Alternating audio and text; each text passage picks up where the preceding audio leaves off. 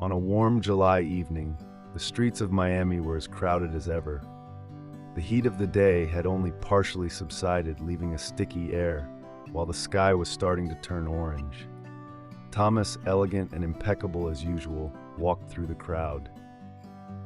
He was wearing a Ralph Lauren suit that attracted admiring glances, but his thoughts were elsewhere. The shop windows, the lights that illuminated the streets, everything seemed blurry. The invitation to Amanda's wedding, his ex-fiancée, weighed like a boulder in his pocket. The stiff card reminded him at every step of what he would have to face.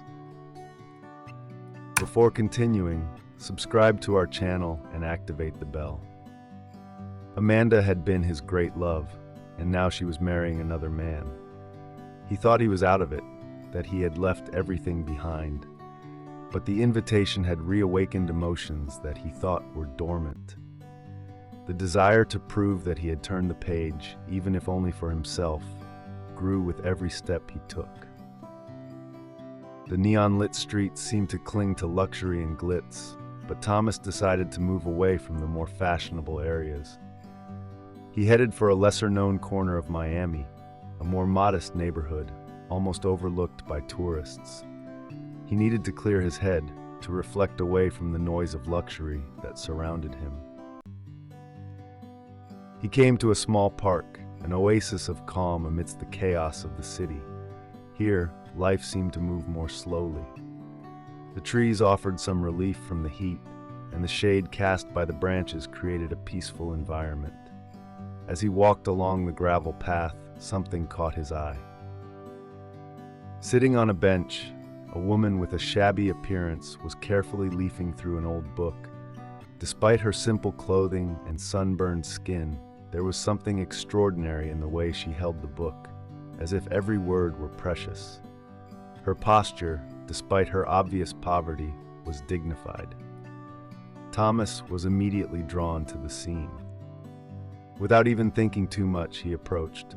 "Sorry," he said with a slightly hesitant tone. The woman looked up, revealing a face marked by hardship, but still beautiful. Her eyes were deep, full of life of a story he didn't know. "Can I help you?" she asked, in a calm, almost melodious voice.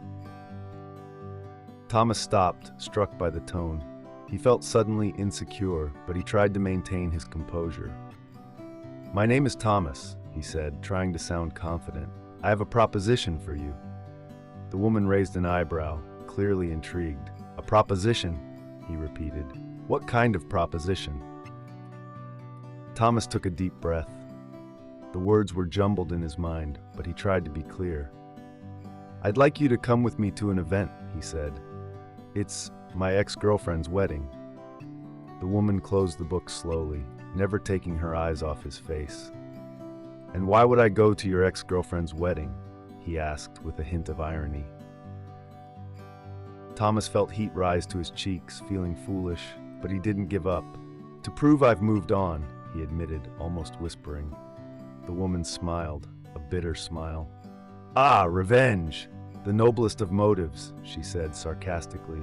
Thomas looked down, embarrassed, but then recovered. "It's not just revenge," he said, trying to explain. "I want to offer you a chance to start over. I'll pay you well, enough for you to rebuild your life if you want."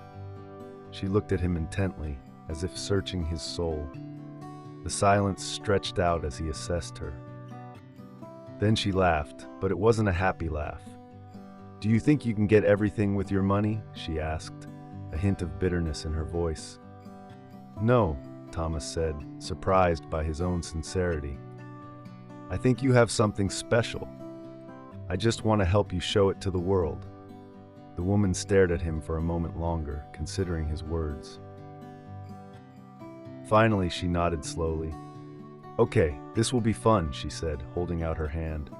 "My name is Nora." Thomas felt a sense of relief he hadn't expected. "Nice to meet you, Nora," he replied, shaking her hand. As they walked away from the park, Nora suddenly stopped him. "There's something you need to know," she said, her tone suddenly more serious. "I wasn't always this way. I had a life, a good job, but I lost it all." Thomas looked at her carefully. The weight of her words made his heart ache. "I'm sorry," he said sincerely. Nora shrugged. "You don't have to be sorry. I'm not a charity project. I'm here because I choose to be. I still have my dignity, even though I've lost everything else." Thomas nodded, respecting her strength. In that moment, he knew that what was about to begin was not just a game of revenge. It was something much bigger, something he could not yet fully understand. Over the next few hours, Thomas took Nora to his penthouse overlooking the ocean. The view of Miami, illuminated by the city lights, was breathtaking.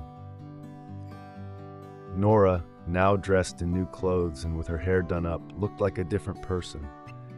But beneath the outward transformation, Thomas could still sense a certain hesitation in her. "Are you ready?" Thomas asked, entering the room where Nora was finishing getting ready.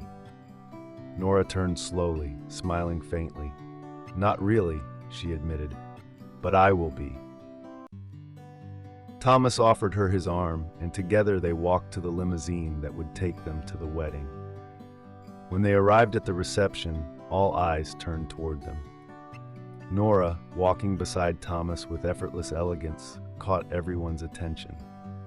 Amanda, the bride, saw them immediately. Her eyes lingered on Nora, and a look of surprise appeared on her face. "Thomas," Amanda said, coming closer with a smile that betrayed her surprise, "I wasn't expecting to see you." Thomas remained calm. "Amanda," he replied, his voice firm, "let me introduce you to Nora." Amanda looked closely at Nora, trying to figure out who she was. "It's nice to meet you," she said, but her smile was clearly forced. Nora maintained her composure, responding gracefully. For the rest of the evening, Nora conversed with the guests as if she had always been part of that world. Thomas watched her with admiration. It was incredible to see how this woman he had met by chance in the park had adapted to that new environment. When the evening was over, Thomas and Nora left the reception and headed for the limousine. "You were incredible," Thomas said with genuine admiration. Nora smiled but said nothing. A part of her still wondered if this was all right. On the penthouse balcony, with the city shimmering below them, Thomas and Nora sat in silence for a while. "Now what?" Thomas asked, breaking the silence. Nora looked up at him, her hair blowing in the wind. "Now let's see where this all leads us," he replied with an enigmatic smile. As the lights of Miami continued to shine, Thomas knew that what they had started wasn't just a show to prove a point. It was something much deeper, and for the first time, he realized that his life was taking a direction he never imagined.